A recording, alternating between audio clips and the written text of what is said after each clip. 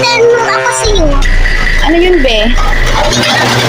Bakit mo lagi ako inutusan? Siyempre, para matuto ka, tsaka hindi, tsaka wala na akong utosan dito, sinuutosan ko, si Matthew, mali pa yan, hindi pa marunong yan mag-ugas.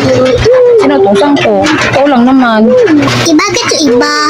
Pinibigyan mo yung mama niya pira. Bakit gusto mo din ng pera? Di ba sabi ko sa iyo, bawal maghawak ng bata ng pera, hindi pwede ang pera sa bata. Bakit si klase ko? Pinibigyan ng mama niya pira. Bakit? Gusto mo ba ng pera? Oo. Sige, bigyan ka pera. Bigyan ka pera, ha? Oh.